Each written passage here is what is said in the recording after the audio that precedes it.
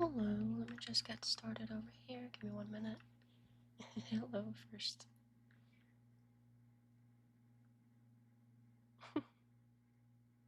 You can both be first. Okay.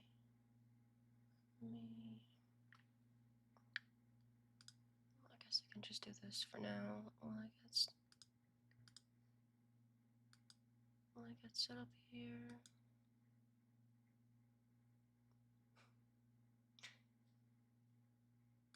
Yes, we can all share. This webcam looks so weird to me. I can't wait to get the new one tomorrow. I wonder if it's gonna be like a lot better looking, because this one is like, ugh. You get a little trophy and everything. Oh, it's smiling. That is cute. Okay, let me find that link and everything.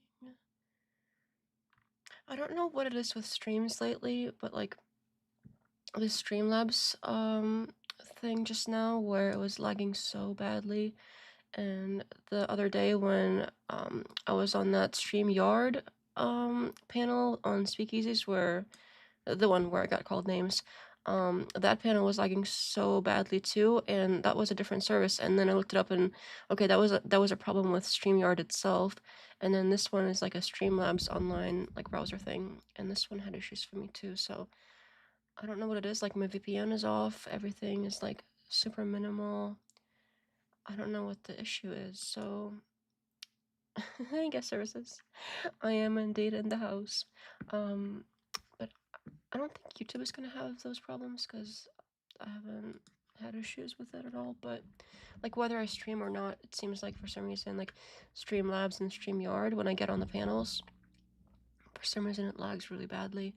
I need to look into that, because at first when it happened the first time on Speakeasy's panel, I thought it would be just a one-time thing, and they would solve it and whatever, we'd be moving on. But now I had the same thing in Streamlabs too, and I haven't had these issues before. So I wonder if like something's wrong with like my router, my like network in some way, because I have fiber here, so it should be like everything should be super fast, because you know, fiber.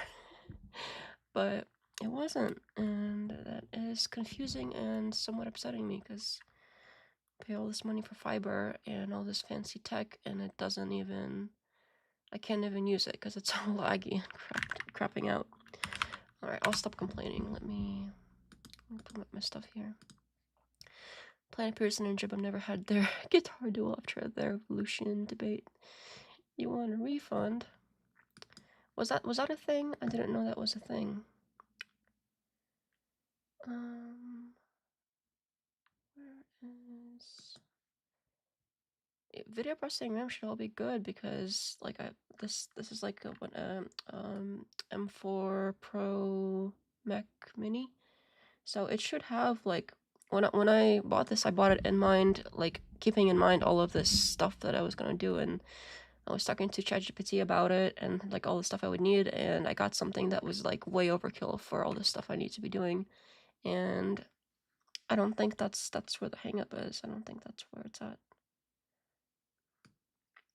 So it's weird. It's got to be some kind of, and it's like the browser panel things, like whether I do OBS or not doesn't even matter. It's all in those, like, maybe I should try a different browser, but I'm using Chrome. I've got the latest Chrome and everything. Maybe I should try like Safari or some other browser. Maybe that would help.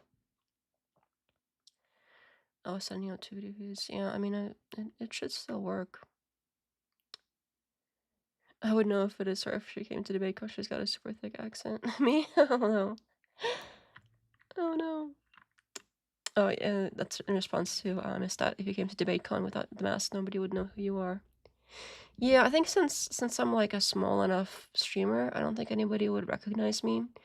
But I think like if they do, which they do, like photos and live streams and stuff, there might be somebody at some point that will be like, ah, look at that person right there.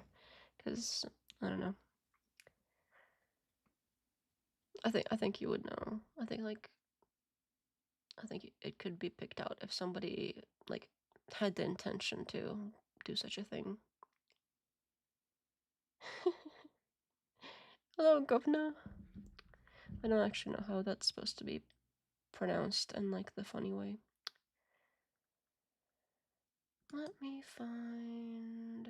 I think Streamers sends each person's video separately, but it's been a while since. Yeah, I think it is a separate thing because the more people on a panel there are, the worse the lag gets.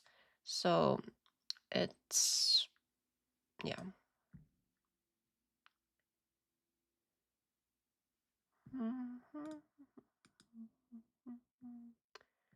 I think I was given a link earlier here by Zoe on Discord. Here it is. Okay. Yeah, it looks like at some point I got like halfway through it at least. So let's start in the beginning. Let me share my screen here. 1 second.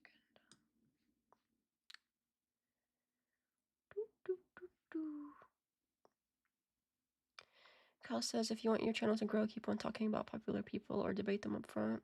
Yeah, I think you're right about that. I think that is probably a good strategy. I would like I don't. Oh no, my thing tells me to go to bed, which I'm not doing. I would like to be like at least slightly bigger channel because like what's the point of putting together all of this, like all these videos and all this content and putting so much time into something if not that many people watch it. So obviously I'll still be doing it no matter, even if there's like 2 of you. I'll still be doing this, but it would be like a lot more rewarding, of course, if like you're having a bigger impact, like you're reaching more people. So I think that would definitely be nice if the channel grew because of that. At least a little bit. At least like I don't know. Maybe like on the level of something like the what is it, the Raging Tomato or something like that. Like I'm not even like I don't even have like goals of like millions of people or whatever. Like I'm obviously not like that kind of person that can command an audience like that. But even if like a few thousand people were interested in what I had to say, I think that would make it a lot more rewarding. Like it's already pretty rewarding that like I'm rambling. I'll stop. I'll stop rambling. Let me get this stuff set up here because I've just been going off on a tangent. Let me make it like bigger because it looks so weird before I change it over. There we go. There we go. Or at least that's how you grow in the controversial space. Yeah, and it's tough because I think this would be so much. What is this? You know what? Maybe I should stop the studio mode thing because I don't really need that right this second. Yeah, I think if I was, because I did used to have a lot more like anti-feminist, like right-wing opinions, and I was really closer to like where Andrew Wilson is at with my opinions, maybe like a couple years ago. But the more I listened to him, the more like turned off I got, and started looking into the opposite side of things. And now I'm basically in the middle, obviously. But I don't know. I think it's like it would be so much easier to be like, oh yeah, feminism, women, bad, whatever, things like that. That would be so much easier. And with that kind of thing, like I have all the talking points down. I could just sit here and be like, and say all the talking points that Wilson and like Pearl and all of these people are saying, and just rake in the money. Because I mean, I didn't watch like Andrew Wilson like on his live streams, like regular ones. I've only seen like his debates until like was it yesterday or the day before, and because I wasn't even like subscribed, so I subscribed and I actually caught some of a regular panel. And all he does is he turns on his camera and he sits there and for like an hour and rakes in like $3,500, like thousands of dollars, just rakes him in by sitting there and answering questions about like women bad or whatever. Like I know that's not all it is. I'm kind of exaggerating there a little bit, but like it would be so much easier to do something like that and read the script and rake in the cash because apparently Christians donate a lot. If you're just like, oh yes, I'm totally Christian and we gotta do Christian nationalism, and a lot more than like not I guess. Okay, I'm done rambling. Let me. I forgot Taco's moderated this one. Oh, the breakfast tacos thing. I've seen a few of those too. Also talk a lot more about other topics besides primarily a single topic like force structure. Yeah, nature versus nurture is a good debate topic. Yeah, that'd be good. Oh, I broke it. I'm sorry. I broke it. So this is the downside of not having studio mode on because I accidentally click a thing and it breaks. I'll try not to do that. There's a lot of ideological space between men bad and women bad for both right and left. See Trenhorn's debate with Pearl, for instance. Let me make a note of that before we move on. So I'm gonna make a note. Trenhorn versus Pearl. Planet Pearson is debating one of my buddies on Monday. I've never seen him before. That's interesting. This is Andrew Wilson Debate Live. That's what it's called. It doesn't. I don't know. Probably Christian nationalism or something like that. I guess we'll let them start here. I'll quit my blabbing. And the affirmative will do the cross-examination, and then the negative. The cross-exams are going to be about from each side. That being said, the form the affirmative Titans on Christianity. They should start piling in here in about 5 seconds. So welcome everybody to the debate between Andrew Wilson and Planet Peterson on Christianity shouldn't be in government. Today we have... Oops, I broke it. Why did I do that? I'm so sorry. Christianity shouldn't be in government is the topic. Oh my god, what am I doing? Make sure that the person doing the introduction and closing is the only person talking during that. The cross... Definitely, I thought you ended the stream earlier. Yep, this is a new stream. I took a little break from the panel thing, got my whole thing off so I could breathe for a little bit. Had a little snack, I had some popcorn and some water. Yep, now we're back. We're not gonna do this whole thing because obviously this is very long and it's kind of late, but I want to at least get into some of it. So, yep, that is the topic. Should Christianity be in government? And obviously Andrew's in the yes, and Planet Peterson is going to be on the negative here. Cross-examination rules are pretty simple as well. So make sure to manage your time well, right? Each debater may reclaim their allotted time during cross-examination. If the discussion begins to stray off topic, just say something like, I want my time back, and the appropriate debater will be back in control of the... This whole, every time they do cross-examinations and the whole, I want my time back, Andrew abuses the crap out of that. Okay, I think, we're not there yet, and I'm pretty sure it's going to happen here too, because it happens in every one of those where they do that. Oh, good night, Kyle. Thanks for hanging out. Because it's what I think what they should do if they do this whole you can do the thing, but then you get your time back on this cross exam thing. I think for the get your time back, that should come out of the other person's time.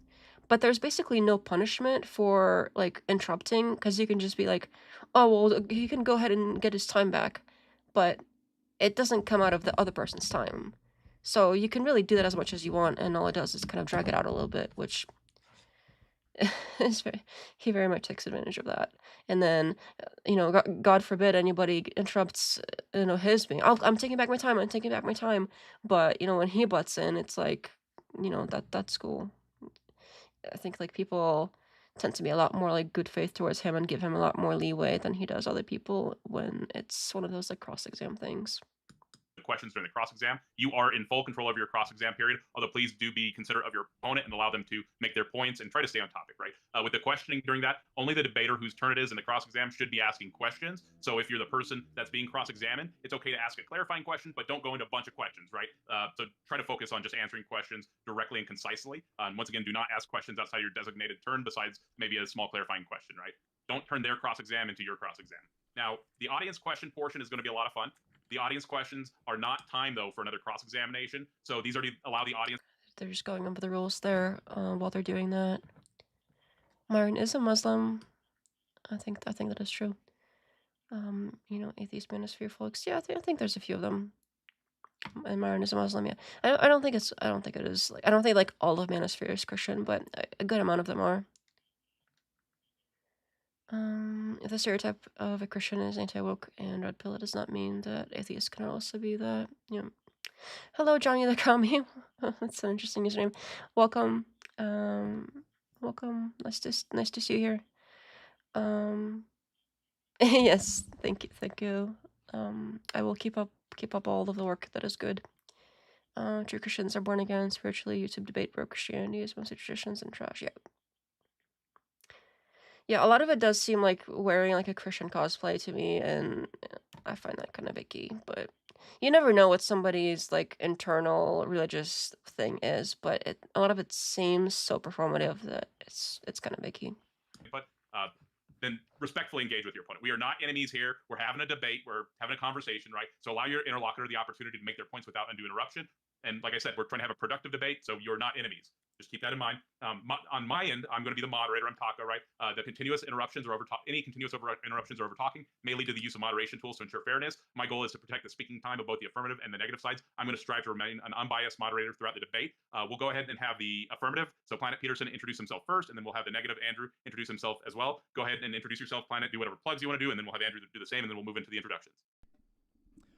Yeah, sure. Planet Peterson.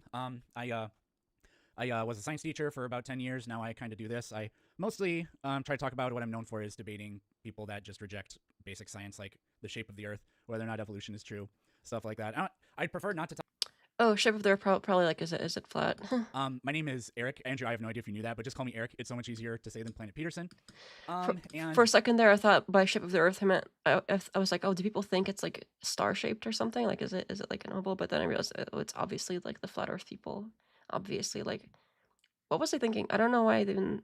Sorry. But that is my handle, so you can find me on mostly on YouTube. Is your last name Peterson? Is that what that is? Oh, okay, I see. Go ahead. Yep. I'm sorry, I didn't mean to interrupt. I was just curious. No, that's totally fine. I mean, that's basically it. I don't do too many plugs. So mostly on YouTube, Planet Peterson. I am on TikTok. I do live streams on there on the weekends. I do have 2 books out. This is mirrored, but Facts That Aren't True is my newest book. A bunch of popular, so you can find them. Yeah, my name is Andrew Wilson. I'm the world on to do the debate. So it is. I almost any old. Sorry, we know. Right up. And you can also find me on Twitter on firearms. I'm very proud of that. So yeah, that's it. I am going to be ready in 3, 2, 1. Okay, just let me know. You now have 10 minutes. Let me open up a timer. Okay, so Andrew and I and Taco, we clarified this kind of behind the scenes in setting this up. So the topic is Christianity shouldn't be in government. But we clarified government means the United States government. So Andrew doesn't have to defend some random country's government, and I don't have to defend the general concept of government, because that would make the debate impossible and pointless for both sides. A theocracy is a kind of government, so arguing Christianity shouldn't be in a Christian theocracy would be pointless. It would also be pointless to argue, does Christianity belong in an Islamic theocracy? So we agreed on that. So the United States government, it's a constitutional republic. That's a form of government where citizens elect representatives to make decisions, and the government is limited by a written constitution.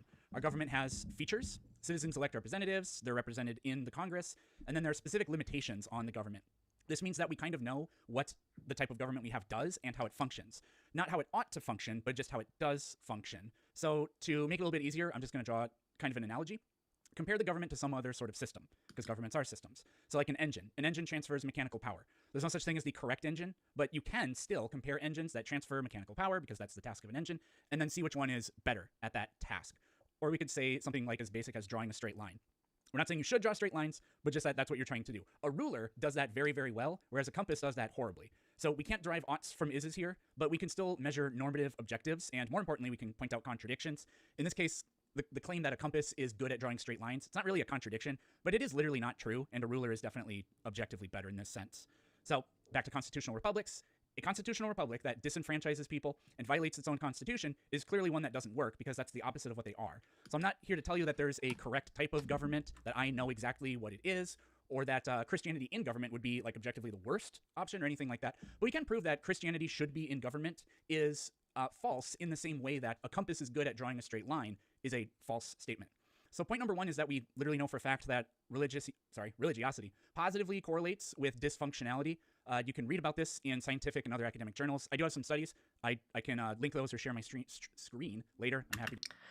So, wait, is he saying something like, I don't really mind it, but that's not a good question sort of thing? Like, the whole his, like, compass drawing stuff analogy? Planet Pearson did a bad job narrowing this debate, says Anson. Yeah, I think he doesn't do a good job in this debate. Collective says Phantom, and Alexander says anyone else seen technically behind the curve. I have not seen Behind the Curve on the Flat Earth movement. They say Flat Earth is a linchpin of all other conspiracy theories. I think Flat Earth is one of those conspiracy theories that, like, probably, like, I don't know, like, the intelligence agencies actually perpetuate just because they want, like, to sort of invalidate conspiracy theories in general. So by lumping it in with, like, by lumping all conspiracy theories into this, like, conspiracy theory label and putting stuff like flat earth in the middle of it and other, like, really ridiculous sounding things, then they can discredit the rest of them. So to do that. Point number 2 is that the framers of the Constitution, I don't think they were idiots. They studied this and they thought about it extensively, and they understood that no religion can make a claim that is legitimate to rule that can be acceptable.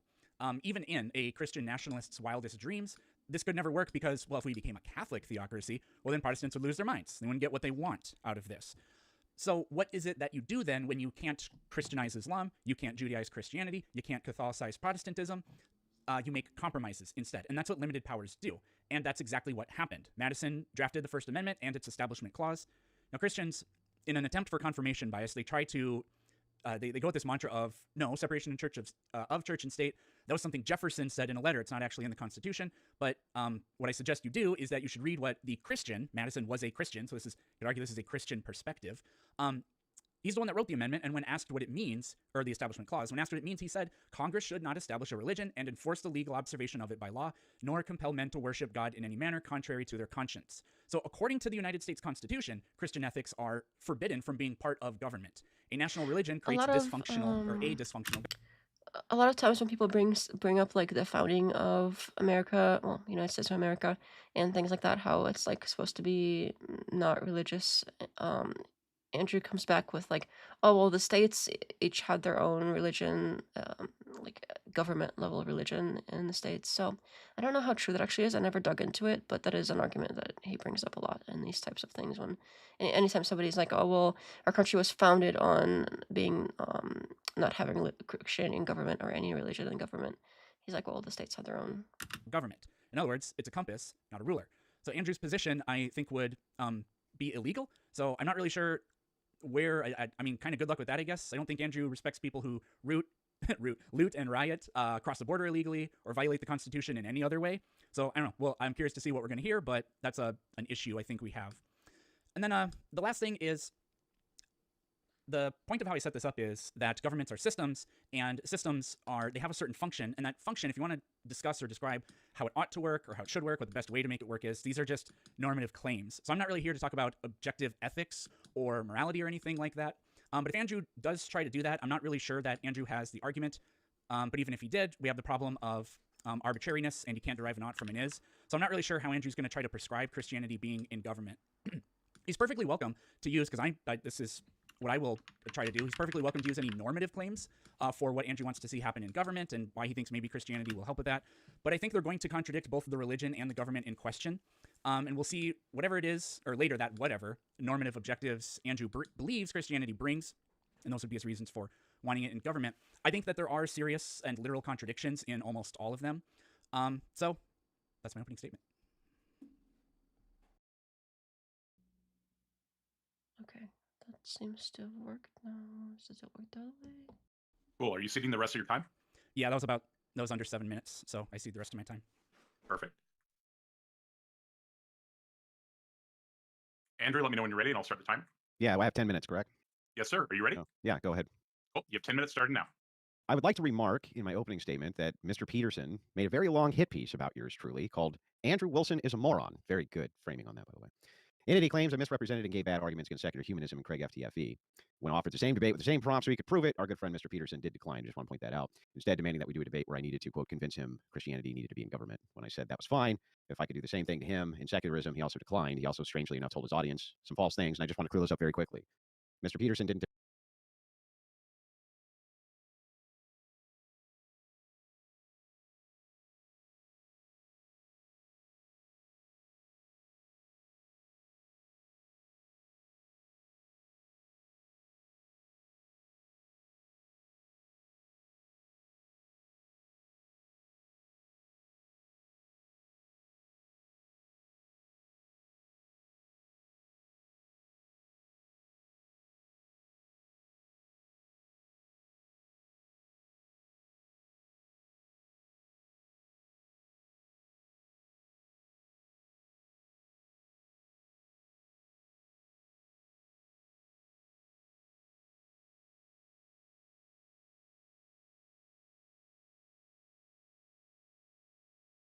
demand this format to I thought I fixed it. I'm sorry. I did it wrong. There's a word for this thing that Andrew does. Thanks for letting me know, Anson. I thought I did my whole setup and I didn't even use the button properly. There's a whole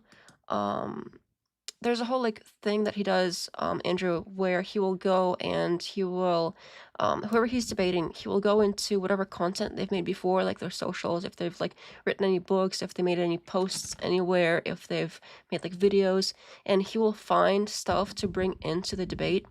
And I can't think of the word for this. There is a word for it. I can't think of exactly what it is right now for some reason.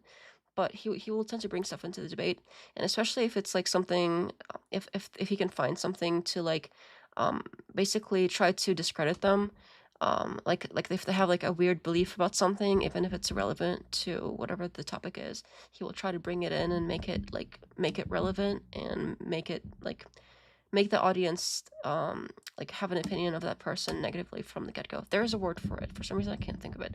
I don't know if that's like what he's doing here, but he does this whole like, oh well, before we did this and now let me bring this like before stuff into the debate. debate, so I couldn't evade questions. Sorry. Rather, we were doing the format that Taco himself does every single debate I have seen him host, and the same format that Taco requested to begin with. So I have no idea why Mr. Peterson made that up, but he did. Perhaps to sound like he got me in some kind of format I'm not used to, but he's going to find out better tonight. Now to the debate itself. Mr. Peterson has the affirmative that Christianity shouldn't be in government. He qualified American government, which I agreed to. He just went over that himself. I'm completely uninterested in any tangential debate that Mr. Peterson actually wants to have, which is just God isn't real, though, which means nothing in this debate. To start with, I'd like to bring up the country most libs point to as the happiest in the world, Finland. In the happiest country in the world, there exist 2 state churches. Yes, that's right, 2. Both of these bodies have the ability to levy taxes. The tax is paid by members of the 2 churches and the rates determined on the parish level. While the government collects the taxes, the 2 churches pay for the cost of collecting them and receive the amounts paid. These go to fund the maintenance, repair of churches and public services such as record keeping, funeral services, and many others. We would call this a form of symphonia in Orthodoxy. The idea of the church working hand in hand with the state, represented by a 2-headed eagle. Now, here in the USA, you can imagine that the government levying a tax to the behest of the church. Really? Sorry, I was testing something, this button thing, and I'll stop. I'll figure it out later. For some reason, it's not working, but... And then collecting it, along with normal income taxes, would be something Mr. Peterson wouldn't like very much. It's an example of the church and government working just fine. But wait, there's more. Since these are 2 different churches, one the Orthodox Church, the other a Lutheran church, you would think there would be significant social problems. He brought this up in his opening. Quite the contrary. That's odd considering their dogmas and doctrines are so removed from each other, isn't it? Yet, by all accounts, these 2 bodies, while they engage in rigorous debate, generally work hand in hand towards the general good and welfare of the peoples of their nation. Mr. Peterson will claim in this debate that there are so many different denominations of religions. How did I predict that? How could we possibly choose which one would represent us? Yet, all of those denominations exist in Finland, and they're doing fine. The happiest people on earth, supposedly. Yet, I think it's something like poisoning the well or something like that. They have Buddhism, Hindus, Jews, Catholics, Anglicans. Maybe not quite. Something like that. Islamics, all under the same roof of a nation, with 2 denominations being officially recognized as state churches, and those churches having a say in actual policy making. This should be some kind of nightmare for Mr. Peterson, but it seems to work so good that they're the happiest people in the world. Go figure. Now to U.S. policy, try to understand that our nation itself isn't divorced from religion any more than Finland, and never has been. There's simply an establishment clause saying the federal government can't favor one religion over another or prohibit the free exercise of it.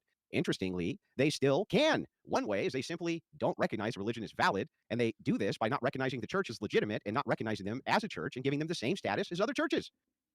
Which, by the way, they do all the time. The IRS has official rules for what a church is. In fact, it includes creeds, forms of worship. It's super extensive. Now to the arguments themselves for Christianity being in government. One, the early history of the United States is one that tells a different story than modern secular. Yeah, I'm not a fan of like churches being tax exempt and things like that. I'm not a fan of that, personally. Would have you believe like Mr. Peterson. The founders in shaping this constitutional republic referenced Deuteronomy more than any other philosophy. But then again, I don't think anybody should be taxed, like income tax at least. I don't think anybody should be taxed. So I think everybody should be tax exempt. Like I don't think should be only churches that are tax exempt. It is his job to undermine his opponents, and guest source says Andrew shouldn't dish it out if he can't take it, and he certainly can't take it. Not sure what exactly that's referring to, but I've seen times that he can. Yeah, I've seen times where that's been the case. This study was cited by the American Political Science Review and is noted by the C.S. Lewis Institute, who remarked this. This is also a book that records God's dealings with the chosen nation, especially in establishing the political and legal institutions necessary to govern a nation.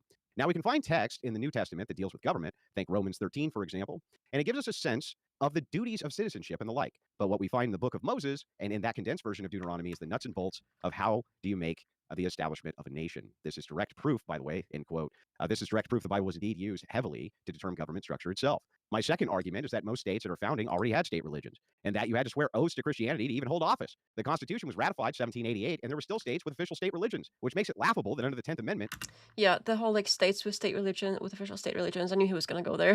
I think I told you so. I haven't actually looked into like the details of that, the historical, like what he exactly means by that. What exactly was it like to have like an official state religion, and how many states actually had them? Actually, well, actually, I haven't actually looked into it. Churches Reclamation says churches provide a social, moral good that a lot of other institutions do not do anywhere the same degree, and do not to anywhere the same degree. Church more than library in terms of dissemination of moral oughts.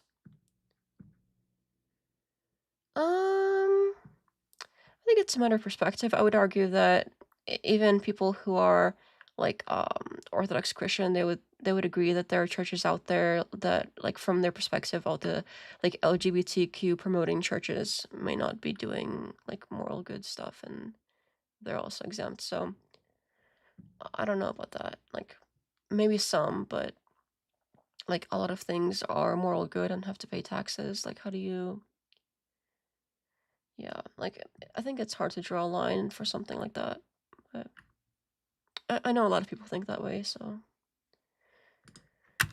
They didn't allow states to have state religions because they clearly did. Our founders Yeah. were fully aware of this fact, stating the Constitution That's was for a original. moral and religious public. Quote, our Constitution was made only for a moral and religious people. It is wholly inadequate to the government of any other. John Adams. Adams is talking about men who believe like Mr. Peterson, by the way. 9 of these states required a sworn oath that Jesus Christ is Lord, in fact. There didn't seem to be very much confusion.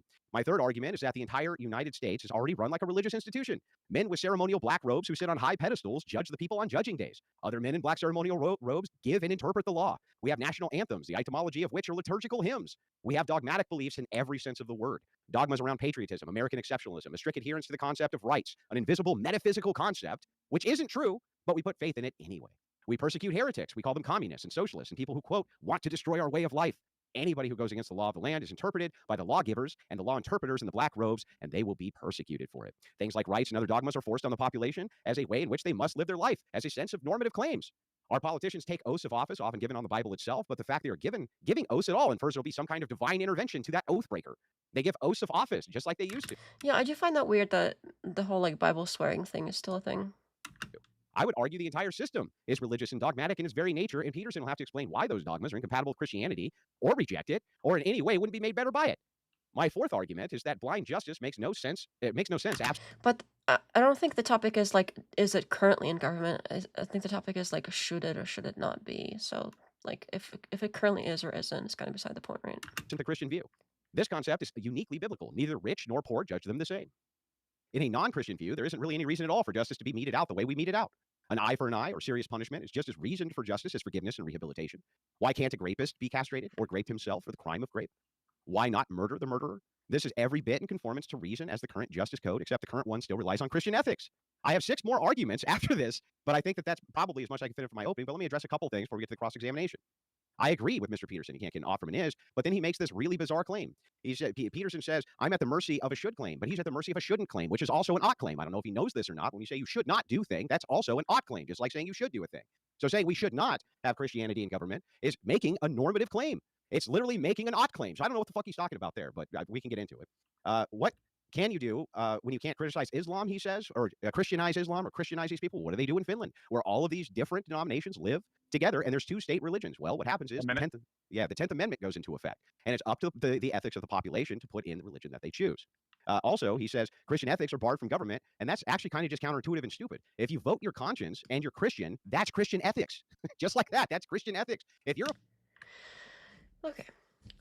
I think I need to look more into like what exactly counts as Christian ethics, but there's this thing that something else he does. Like, anytime somebody says something is Christian ethics or like Christian nationalism, he will count it as like, oh well, Christian nationalism is just people who happen to be Christian being voted into office and doing all the stuff that they already regularly do, and it's not any different than what's already happening just because they're already Christian and their people vote based on like their ethics and morals and whatever. Therefore, Christian nationalism. If that was Christian nationalism, I don't think there would be like a separate word for it. Like, because that's already something that's like, I'm just, I don't think that means, I don't think that is the proper definition. I think there's more to it that has to like make it Christian nationalism. And in the instance of like Christian ethics, again, it's one of those things like he seems to take words like that and sort of like dilute them out to make it seem more like, oh well, that's like an everyday thing, you know, nobody has a problem with that. It's whatever. It's we already have that. Like plenty of people are Christian and they already hold office and they already vote based on their you know, morals and whatever. So what's the difference? And I think it's one of those things where you like before you implement it, you talk to people like in a way that makes them see, oh, that's it's nothing, and they're agreeable to it. And then once you actually like start implementing it more, and people realize, okay, there's actually way more to it than that, you could be like, ah, haha, but you agreed with it earlier, and people kind of have to go along with it. It's like a tactic that is also used with a lot of things, not only like Christian nationalists, but a lot of other people that have like beliefs that are unpopular. They tend to use tactics like that. Like they dilute their stuff down, and then when people are on board and they start agreeing, and then they get the power, then the full brunt, the brunt of it comes in, and people are like, oh wait a minute, that's not what we agreed to, but they're already in. So let's see here. Let me catch up. If we tax the rainbow churches, it would establish a religious test like freedom of speech. You have to take the good with the bad. So yeah, even rainbow churches and faith healer charlatans get it. And is it only some churches that provide the moral good? Churches that actually teach, the apostles could have more works, can have the actual moral good effect. So it's not all churches, specific ones. It's worth giving the exemption to religious institutions at large. A religious test would be a legal nightmare. Scientology can sue a church too. And says Plain Peterson should have preemptively defined Christian nationalism in his opening. Yeah, I don't think this is exactly like about Christian nationalism. I think it's more like Christian ethics. But yeah, I think they should have defined exactly what Christian ethics is, because this gives them leeway to go well anywhere, and yeah, it's all over the place. However, the good is worth tolerating. Okay, we have some opinions on churches in the chat, but yeah, it sounds like he should have defined Christian ethics. I think it's Christian ethics, not Christian nationalism that it's about, but I feel like they're kind of similar in the way that Wilson debates them in the same kind of way. Politician and you're voting based on your normative ethical framework and you're a Christian, you're going to be voting against abortion bills, you're going to be voting against tax bills, you're going to be voting for all sorts of different things, which are going to rely heavily on your actual ethical framework, which is Christianity. It's already there. It's already there. And does he want to get rid of it? No. What he'll say instead is, no, I'm fine if Christians utilize the Constitution by voting in other Christians who can then amend the Constitution. So it's like, he can't even tell me that they shouldn't be there. He'll actually have to say that they should. And with that, I'll cede my time. We can get into the cross-examination. That was perfectly timed. So we'll be moving into the cross exams. The affirmative is going to go first. You'll have 30 minutes, and then the negative is going to have 30 minutes as well. Once again, in the cross exams, please make sure to address your opponent's questions directly and concisely. And also, try not to turn it into your cross exam, right? It's okay to ask a clarification question. But Eric, whenever you're ready, let me know, and I'll start your timer. Well, real quick before you start, I'll make a deal with you, Eric. I'll answer all of your questions good faith and concisely. If you promise you'll do the same when it comes to my cross exam. What kind of thing is that? Like,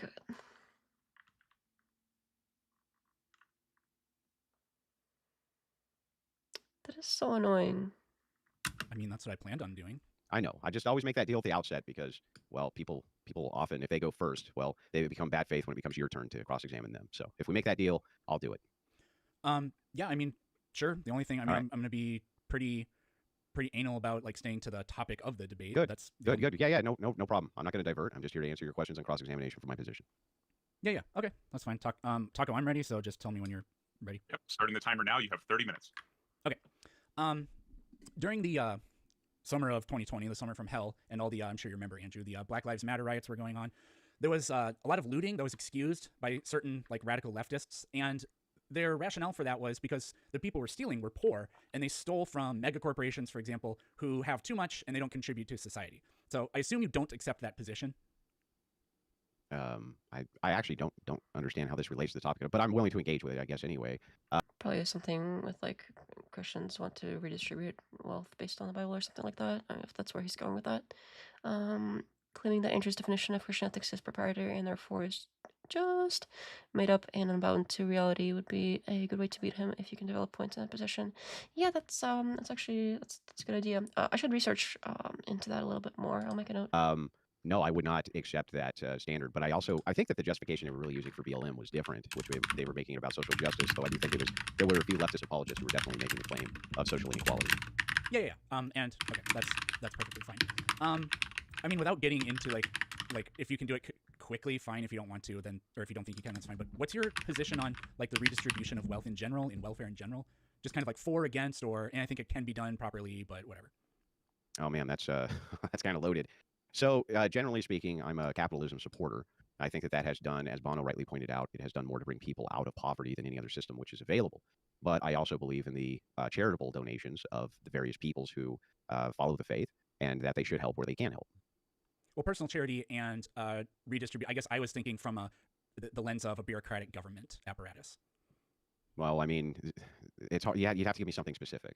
Like, do I think that the government has a right to levy taxes? Yes. Do I think that the government should levy income taxes? Probably not. Okay. I think there's better ways like tariffs or things like this. But generally speaking, I'm against a redistributive model. If you're talking about government takes from rich guy and then hands it to the poor guy, generally speaking, I would be adverse to something like that. Okay, fair enough. So I have some quotes, and I want to read the quotes for you, and then I'll kind of get your reaction to them. Whatever certain people have in superabundance ought to go to supporting the poor. The next one is, it is lawful for a man to support his own need by means of another's property, by taking it, either openly or secretly. This is not, properly speaking, theft or robbery. Another one, anyone... Wait, say that one again. It is lawful for a man to support his own need by means of others' property, by taking it either openly or secretly. This is not, properly speaking, theft or robbery. Okay. Couple more. Anyone who has material possessions and sees his brother in need but does not help doesn't possess love. And this last one's not super relevant, but, well, it's kind of relevant. You're talking about, well, the third one's referencing sins of omission. So there's 3 categories of sin, and a sin of omission would be like you can help a person, but you choose not to help a person. Fair enough. Next one, now in human society, no man can exercise coercion except through public authority. With regards to rulers, the public power is entrusted to them, that they may be the guardians of justice. It's not exactly related to the others, but kind of in a little bit. Or it will be in a little bit. So I have one more quote, but one more preface to the quote for you. So sorry to bombard you with quotes. But there are some people, like Hassan Piker, not a huge fan of him. You probably aren't either. Are these like quotes from the Bible or other like writers surrounding the Bible? Because I know there's like adjacent literary works. I can't say that word. Literary. You know what? I give up. I'll make a deal with you. Do what you're supposed to do, and I'll do that too. Cool. Exactly. Andrew's on drugs. Isn't that I don't know. Is that one of the points against Wait. Before we start, I need to make sure you're gonna be good faith. Literary. I'm trying to say literally. I'm trying to say like literary, like literature works. Literary. You know what? Forget it. But they take this position that, for example, being tough on crime doesn't do anything, or that's the wrong position because it doesn't address root causes. Instead, they believe we should expand welfare or do reparations or whatever to lift people up, and then people just won't want to steal. I think that that's kind of like me. I don't think that that's right. I'm just curious what your take on that is. Well, I think that you can have a multi-tiered approach. In the purpose of Christian ethics, we definitely have to keep dangerous people away from society, but we would try to focus on rehabilitative justice before we would try to focus on corrective justice. Meaning, and when I say corrective in this sense, I just mean punishment. So rehabilitation would always tend to move to the forefront. Though there could be exceptions to that, depending. It just kind of depends on what the case use is. Sure. To be a little more clear, the idea is that this is about before people enter the justice system. Do you agree with the idea that we should like expand welfare and things like that so that people have better means so that they don't feel like stealing? Do you think that would No, actually I would adjust policy so that you could try to steer clear of there being a need for welfare. So I think addressing things like inflation, the value of the dollar, Congress's ability to coin money, various things like this would be a much better route to attacking the causes of poverty rather than just handing poor people money. Ultimately, I don't think that gets at the root either. Okay, fair enough. And then I have one more quote for you. Sorry to do that. But the quote is, and it's related to the thing about, well, we shouldn't be tough on crime. We should just give to the poor so that they don't want to steal. So here's a quote. There are dreadful punishments enacted against thieves, but it would be better to make such good provisions that every man might have the means to live and so be prevented from the necessity of stealing. So I gave you a litany of I actually would generally agree with that statement. But when you're talking about the conditionals for how you go about that, that may be where you would get into the argument. Like, what are the conditionals which would address the fact or the thing that made the person the thief to begin with? I don't think that it's you're solely going to be pointing at poverty. There's going to be a multifaceted effect counter. So. Fair enough. In the context of the person speaking about that is kind of what they were talking about because they were talking about people stealing. So it is material needs. Yeah, it seems like he's trying to set it up like to get Andrew to like disagree with the stuff before revealing like what the source is and like, oh well, this stuff that you disagree with is Christian ethics and therefore you disagree with Christian ethics. So I think it's something like that being met. But anyways, well, who's the person speaking there? I'll tell you in just a second. So I just want to, do you agree with After you feel like you've snared the trap? Go ahead. Yes. Go ahead, bro. So Yes. do you agree with any of the logic of any of those quotes I gave to you? They would have to be context specific. It's like if you do what's called quote mining, and you probably run into this all the time with academics. People will take studies, they'll quote mine from studies, or they'll quote mine from various academic papers, and then use that as an example. Flat earthers do this all the time to you evil globies, right? Yes. They take just portions of what's being said and they don't contextualize them. And so because they don't contextualize them, you don't really understand in context what they're saying. So I could easily on the surface agree with at least some of what's being said here, but I would probably need to dive into the contextualization. Well, I'll try to pick out one that I think is actually unambiguous. And it is the idea that it was the second one, the one you had me reread. If somebody steals from somebody to support his own needs and that person's poor and that other person is well off, then that isn't technically theft or robbery. Yeah, well, the thing is what you're talking about is a pardonable sin. So like this is a normative fight that people have all the time in Christianity or probably in every secularism, whatever it is. The idea is like if you're coming out of the desert and you're parched and you're going to literally die if you don't steal water from a well, are you justified in stealing water from the well, right? This is what the question is. And so again, I think that you can add some sort of pardonability to something like that versus, well, I broke into your house to steal shit so I could buy drugs. I think that there's a distinction in contextualization, and that's why I can't actually agree or kind of disagree with that without additional context. Okay, in America today, does that sound like something you would support? Generally speaking, no. But again, I still think that if like a kid stole a candy bar, I wouldn't cut his hands off either, right? I would give some kind of pardon for that. Yeah, but I mean, we're not talking about children in any. We're talking about a 19-year-old. Let's just say, like, I'd call him a kid, right? 19, but he's 19, right? He's a dummy. He did something stupid. You know, he stole a candy bar.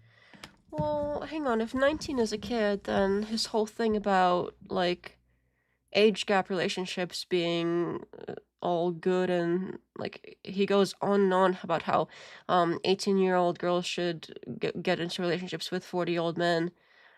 Which like I don't really care. That's fine. But like to me personally, that feels kind of icky. Like I don't think it should be illegal or anything. Like, but and here he's like, oh well, a 19 is a kid.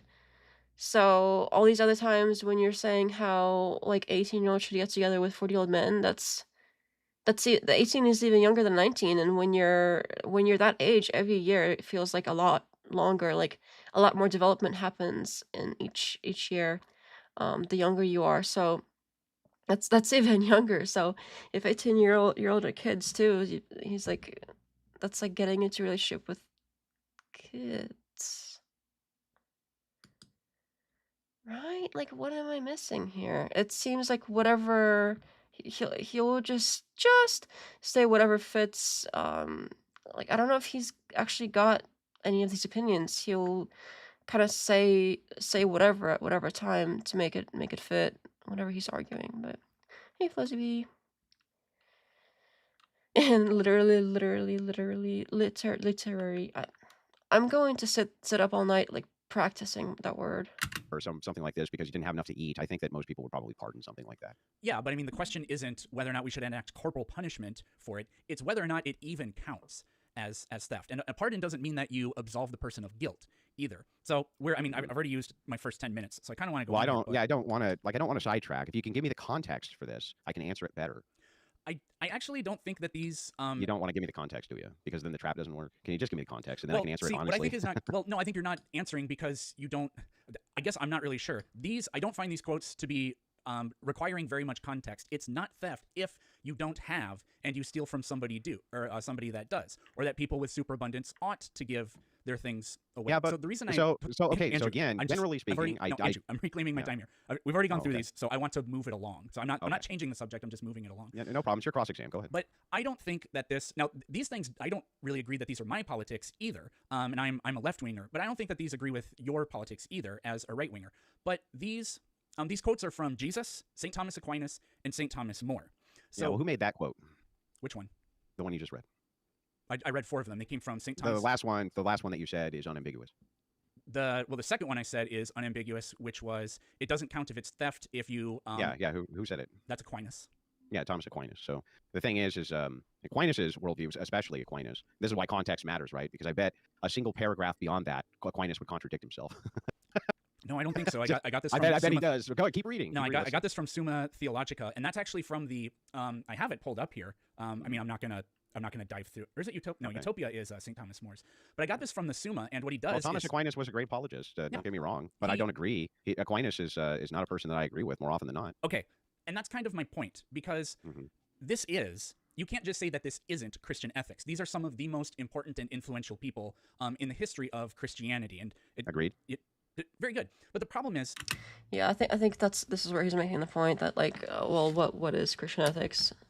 He's not like, yeah, it would be nice if they basically defined it from the get-go, but it seems like he's drawing it out into this elaborate point about them being different and whatever. Boost censorship. Also, if he considers 19 a kid and then says 18-year-old girls should date older men, then that makes him, in his own words, saying, yeah, exactly. Yep, that's exactly what I was saying there. Did you forget that the 19-year-old is a thief? The 18-year-old wants to be in relationships later. Yeah, totally different. That I think, according to you, these ideas don't really have a place in government, but these are Christian ideas. Do you understand the problem with that? Why are you saying that I think they don't have a place in government?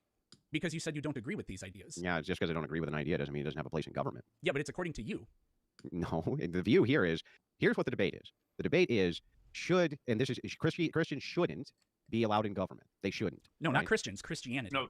Christianity. Sorry, Christianity shouldn't be allowed in government. Fair enough. Okay, I'll go ahead and grant it. You can reclaim your time from here too. But I just want to clarify this. That just so you. Yeah. I guess this is saying if the goal is to have as many children as possible, should an 18-year-old girls marry 18-year-old boys plus older men are prone to have birth defects? So. Yeah, apparently it is the case that like the older you get, like your sperm also degrades. It's not just eggs that do. You understand?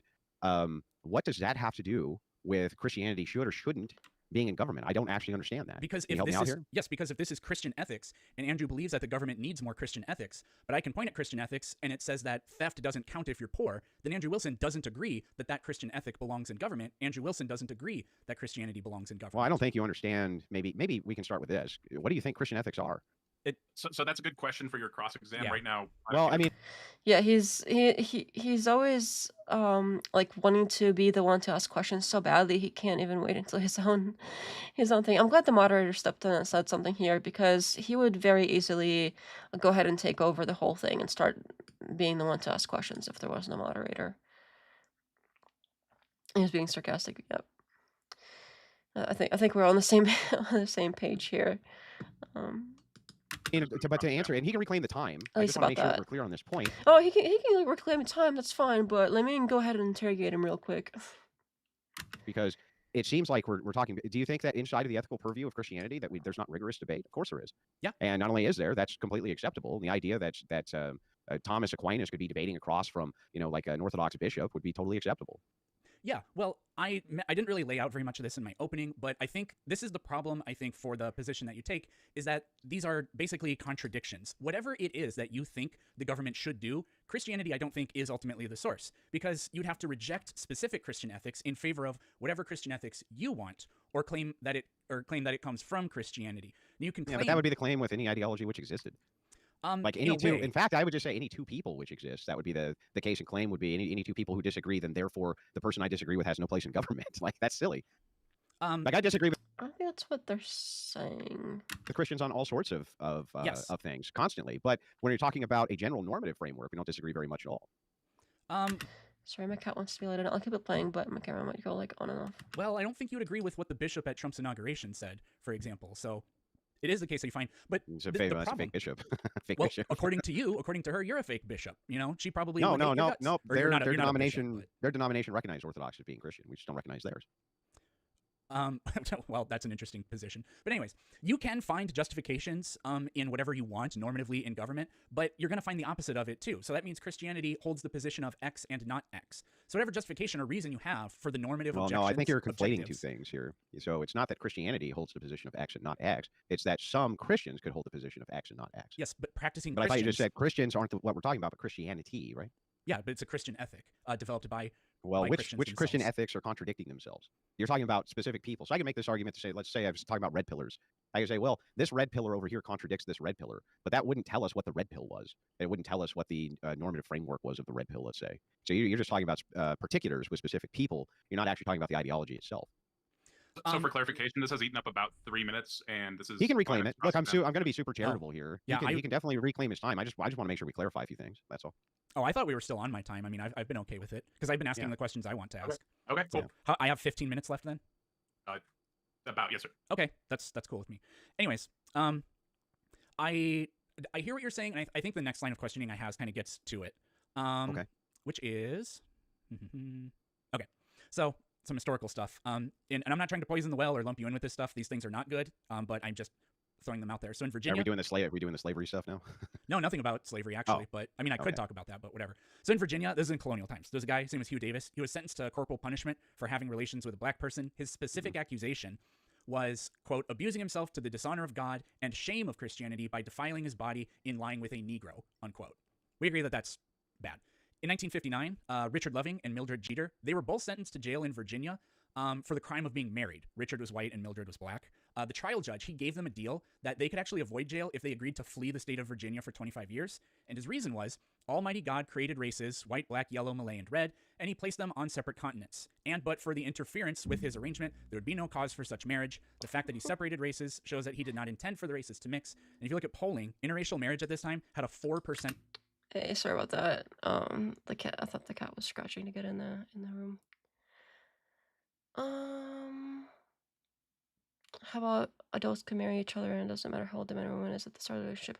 I agree they can, but I think when you're dealing with like 18 and 40, it's icky. So it's not like it shouldn't be legal or anything. Like I don't care, but like personally, it's like it seems a little bit off. Like I think that there could be like totally legitimate age gap relationships where there is like true love and everything. I think that's totally possible. But some of them you look at it and you're like, it's icky. But I don't think there should be like a law against it or anything. I think like once you're 18, you should be an adult, and like you got to have a cutoff point at some point. So, we could solve the problem with those robots they were debating about earlier. Yeah, I was reading studying on men and women after 35. It says both men and women have declining health views after 35, 40. It says Fuzzy B and since Planet Peterson is making an argument from perfection, Andrew just pointed out the flaw effectively. He's a good debater. Oh yes, click all the like buttons. And I did not get alien abducted. I wish I would get alien abducted, but like in a fun way, like where instead of molesting me, they take me to see like other planets or whatever, or take me on a tour of the spaceship or something like that. icky is my favorite little argument as well. It is a good. Sometimes you just gotta say something's icky, because some things are just icky. And that's all there is to it. Approval rating. It was widely deemed, 4% approval rate. It was just widely deemed to be wrong. There's this guy, Pastor Anderson. He's a real piece of shit. He says, look, the Bible clearly says that homosexuals need to be put to death, and the United States government should do it. So I'm sure that Andrew Wilson disagrees with all of that, right? Yeah. Okay, so were they wrong? And well, what you're using is called a genetic fallacy. So you're trying to attack the position based on the source of the particulars. So this is actually what you're making is a fallacious argument. I don't think so. Look, I've stepped away for just a minute, so maybe I'm missing some context here, but saying that, like, hey, Christian ethics is something that Christian ethics people disagree on, and, like, here's something that some Christians would agree on, and you don't agree with that. That's an example of a disagreement. So who decides what Christian ethics is, and who decides what the, like, correct Christian ethics is? That is the one that actually gets implemented. I think that's, I don't see the fallacy in that. I think that's a fair question. Am I missing something there? Guest Services says, what does Andrew mean when he says Christian ethics, divine command? Peterson should bring up why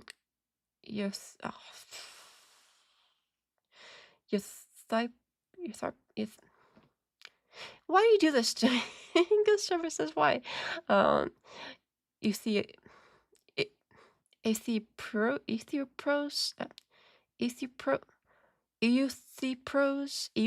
dilemma.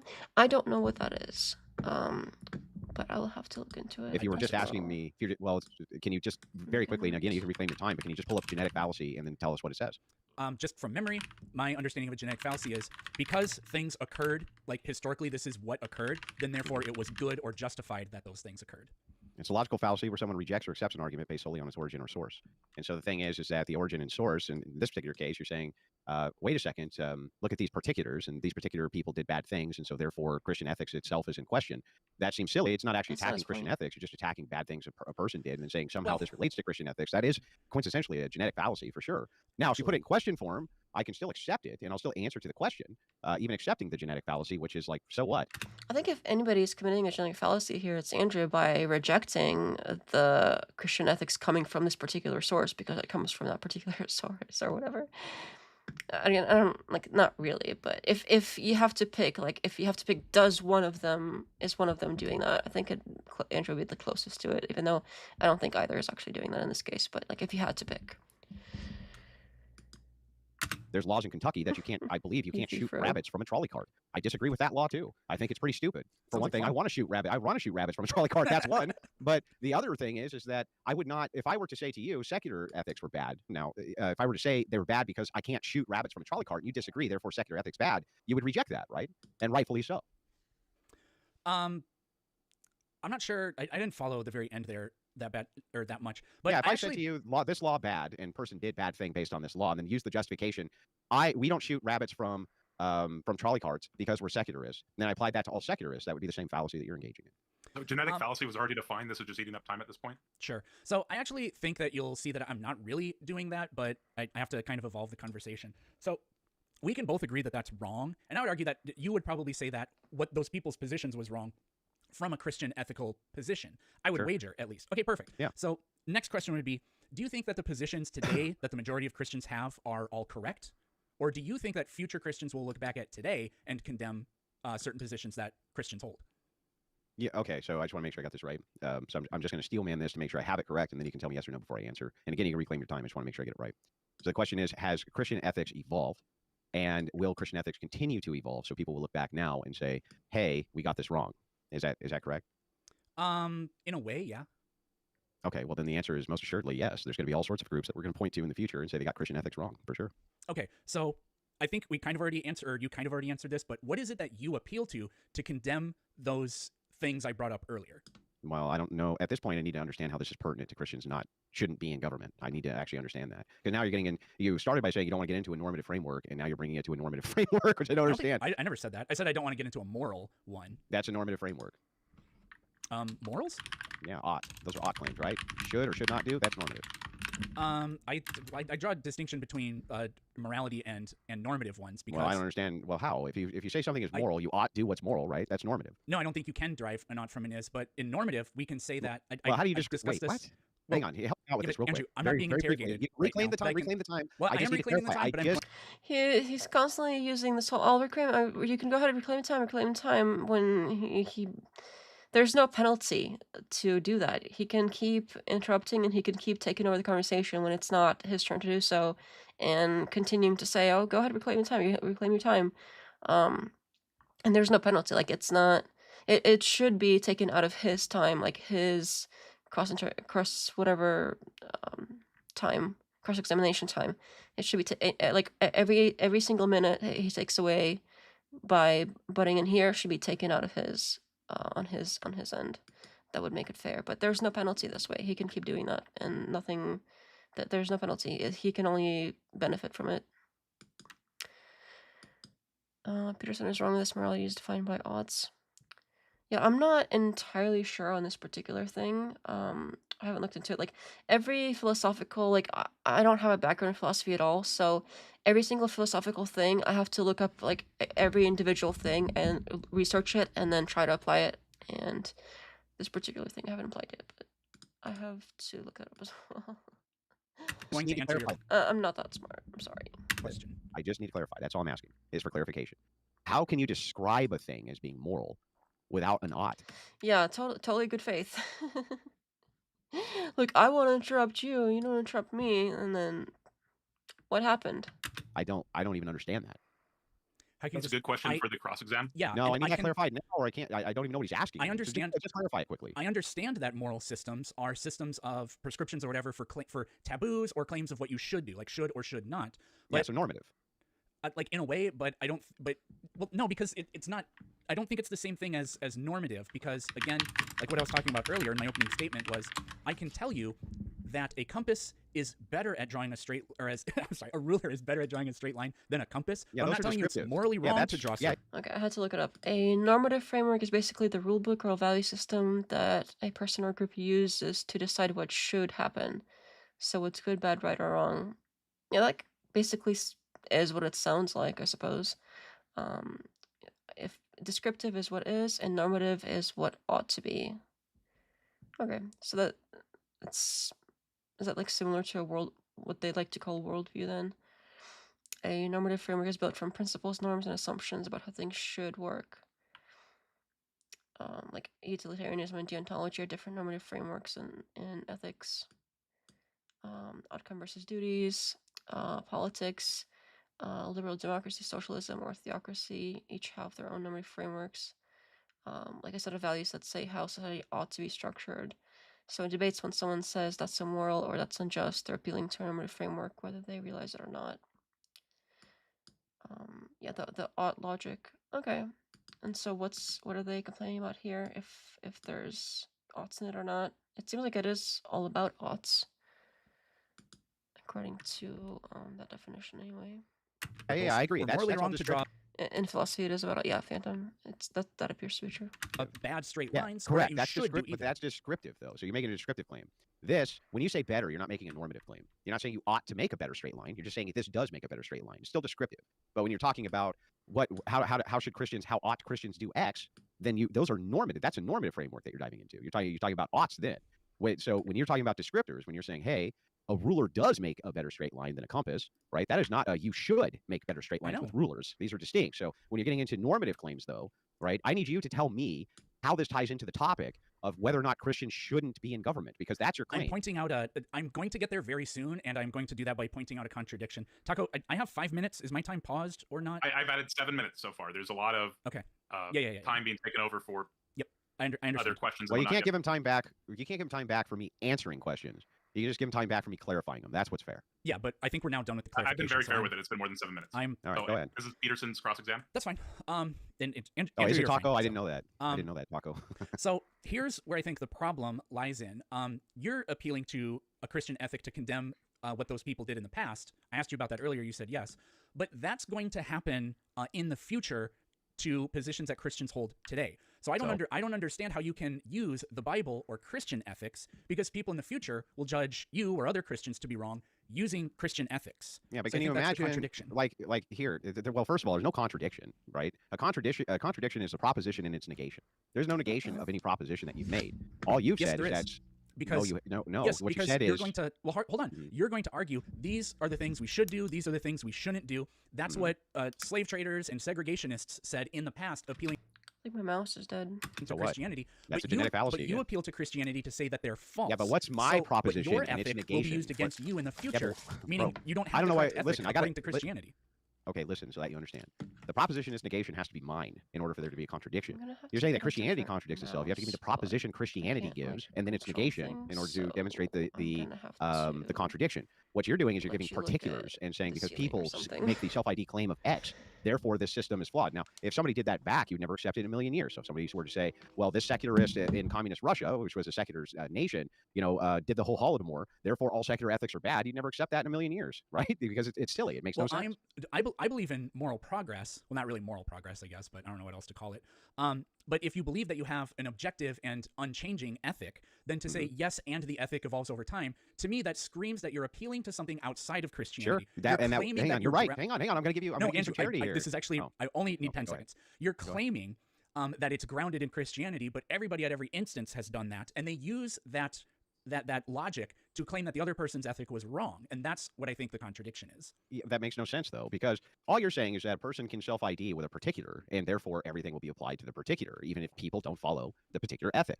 When you're talking about the shared value of Christendom, especially in Eastern Orthodoxy, or here, I'll give you a better example. So fascism is what really allowed for essentially interracial marriage. That was not a thing which was done until basically the Catholic Church in Italy allowed that to begin.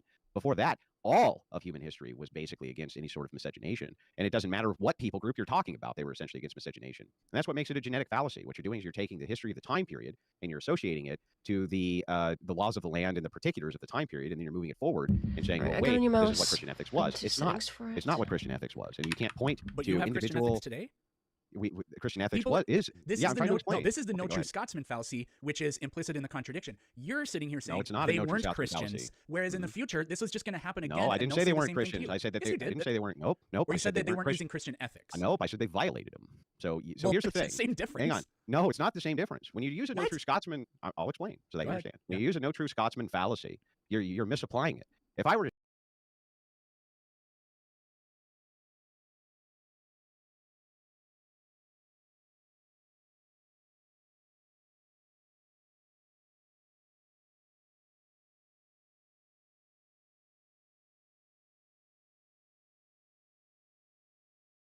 Oops, I was muted. Sorry about that. Okay, sorry, I had a mouse situation. I don't know, it didn't like warn me that it was low, so I keep straining. But luckily I have another magic mouse I use for work, so I pulled that one in and had to like hook it up so it can read it. But I think we're okay for now. And I'm charging the other one. I got cat fluff in this thing again. Oh, that's so annoying. It's like, okay, I think I got it. I hope so. Oh no, it's still in there. You know what? Sorry, I'm not gonna. Nobody cares.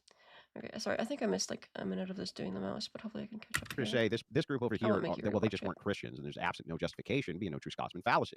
But if I say that a person follows or self-IDs an ethical framework and then doesn't follow the ethical framework itself, that's not a no true Scotsman fallacy. That's pointing to particulars in the ethical normative work and saying X person violated those ethics, and they can still self-ID as in this case the Scotsman, right? But that wouldn't be a no true Scotsman fallacy. Do you understand the difference there in the particulars? Okay, there's 5 minutes left, and let's try to answer the remainder of the questions directly and concisely. Okay, I don't think there are 5 minutes left because my timer was just about to run out. Because Andrew did say like, "Hey, I'm taking over, but he can reclaim his time." But I started my stopwatch at different times. I added 7 minutes in total. Well, I think you're going to end up giving me too much time. Like I'm going to try to be fair. I'm going to address what you said, Andrew, and then I had a bunch of questions, but there's only one more I want to ask because I don't want to take up a huge amount of time. That would look unfair. But you lost me on the no true Scotsman thing there because the issue I'm having here is you're saying that the people in the past, they violated the Christian ethic, but that's what people in the future are going to say about Christians today, and the claims, like political or whatever, that they make and they ground it in Christianity, and they'll say that there's the violation or that they violated it as well. That's what I think is the pernicious contradiction in all of this. So, well, even if that fallacy. Interesting. Sorry, I missed the beginning of that. Like provided or no true Scotsman thing. No true Scotsman thing. With the mouse situation, but does that is he referring to Andrew saying something like, oh well, that means that they're violating the Christian ethics? I think that's funny. He says that because even if people don't agree that human rights exist, they could still be violated. Like that. Like you don't have to agree that something exists for other people to think that it's a concept. It doesn't invalidate the concept just because some people disagree that it exists, and they can still be violated by people who like disagree with their existence and whatever. It doesn't make them like not a concept anymore that people abide by or whatever. So I keep saying whatever a lot today. I don't know why. Sorry about that. Like, even if I granted for a second, just for the sake of argument, that it was the no true Scotsman fallacy, it still actually wouldn't be a contradiction. There's still no proposition and its negation happening at the same time. All that would happen is that you could point out that I made some sort of fallacious argument, like, oh, they weren't real Christians. However, the thing is like, if you follow any ideology on planet Earth, if you're a utilitarian, for instance, but you're not acting in a fashion which is utilitarian, you're not following the normative framework of utilitarianism, it's very easy for me to say, okay, UID is a utilitarian, but you're violating the ethical purviews of utilitarianism. That's not a no true Scotsman fallacy. It's an objective statement of truth. That's a categorical imperative type of notion that I'm hearing there. I mean, anybody can no, fall it's not short an of imperative. Anybody it's can not fall short of ethics. Anybody can fall short of what they claim they believe in. We do that all the time. But yes. But that's not well, the same Christianity thing as actually adjusts for this what inside you're of its doing normative ethics. in what your belief is. Yeah. So yeah, you understand Christianity actually has an adjustment for this. The idea of you shall know them by their fruits. So essentially, we can tell when people are violating Christian ethics, and our duty is to bring them back to the fold of Christianity. So when you point, yeah, you should know them by their fruits. But then, like, what are anybody can interpret fruits differently too. So it's a matter of interpretation either way. Hypothetical imperatives are normative but not moral. Sure, I don't think anyone was saying that everything normative is moral. It was saying that all morals are normative. Interesting. to just a particular of a violation.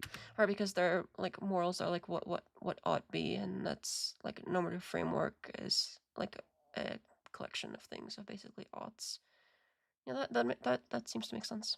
Of Christian ethics. That does not mean that this is on the back of Christianity. That would be a no true Scotsman fallacy. So if you're trying to say because Christians did this, and the Christian here, are saying, well, wait, they aren't real, you would actually be making that fallacy. So the thing is, like, to back it up, just so you understand, if you violate your ethical purview with self ID, it's not a no true Scotsman fallacy for me to explain that inside of the religious purview, in this case Christianity, we know them by their fruits. That's what we know them by, and we have the particulars in order to make those judgments.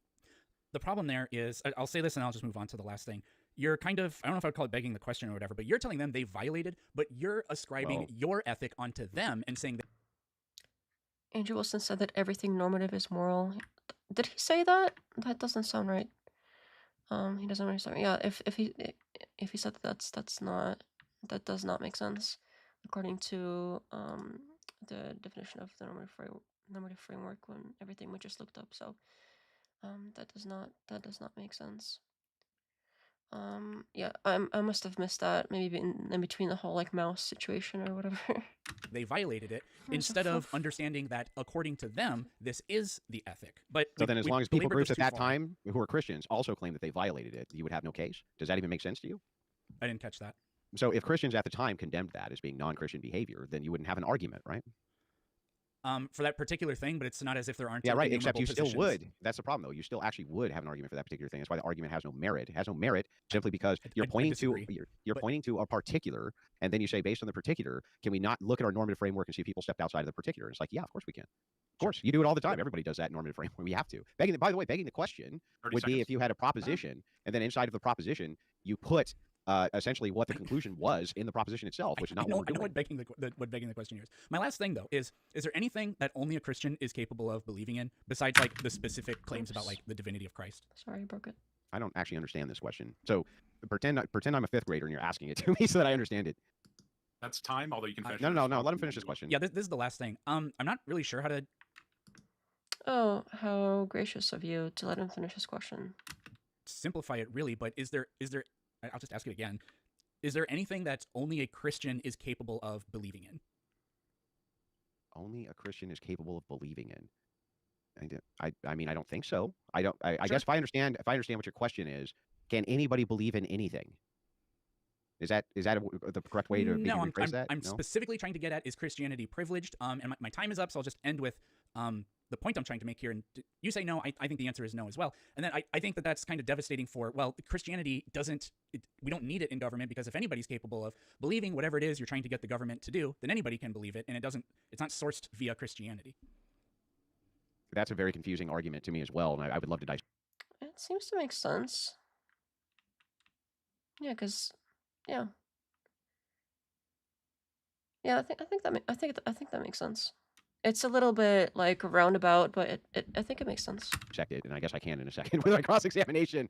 But I'm just trying to understand. I guess I would need more clarity to even understand what you were asking. But anyway, Sure. If you're ready for the cross-examination, I am too. So we'll be moving into your cross-exam now. It'll be 30 minutes as well. If obviously, feel free to reclaim your time. If something's going on, you can ask questions, get back on topic.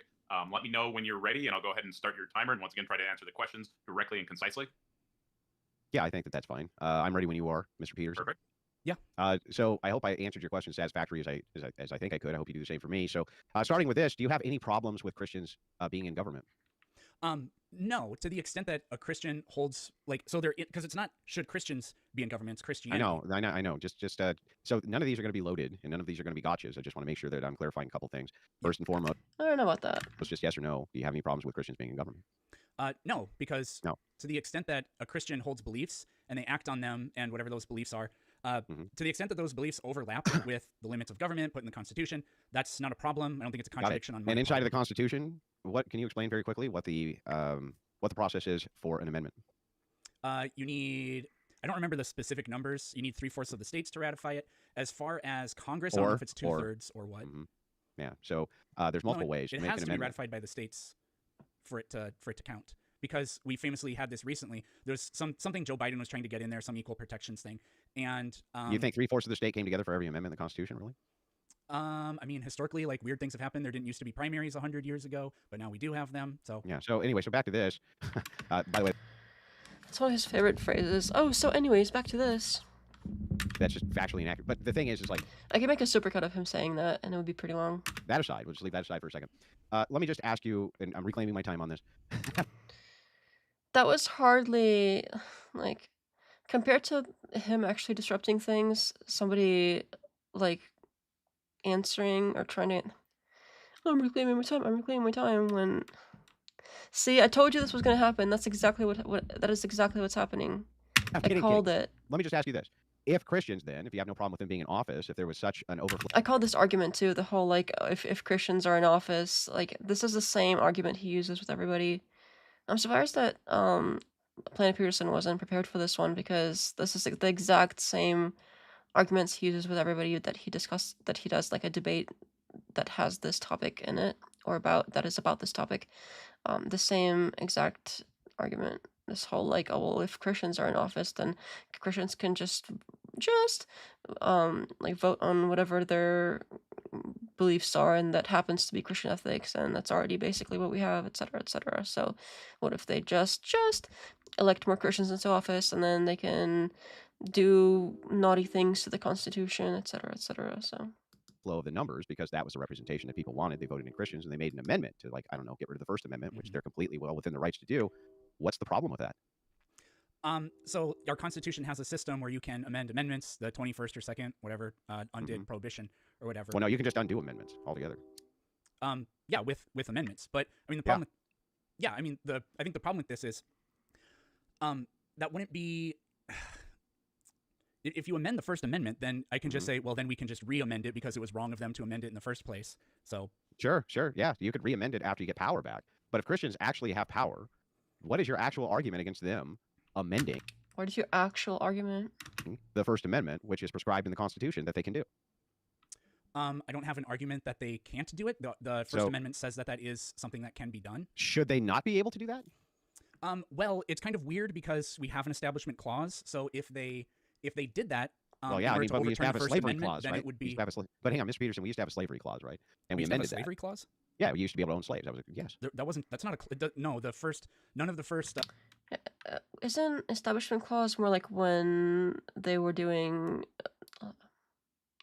Like, not the amendments, though. It was like one of the first. Well, establishment implies first, and amendments imply like after the fact. So I think that's different, right? I'm not 100% certain on this because it's been a while since I studied this kind of thing. I think it's been it's like high school since I actually looked into the details of like the language of all of that. But based on the language of it all, it would read the opposite. 12 amendments said you can own slaves. That's completely false. And I'm actually, sorry. Hang slavery on, back up, wasn't hang on, abolished stop. by the It's not your 13th Amendment. cross-examination here. I know, Okay, just just so that you know, though, just so that you know, Oh you my do realize that there God, were state calm down. constitutions which said you can own slaves, right? Like, stop. It's not your cross-examination after he's done what he's done. Like, the nerve.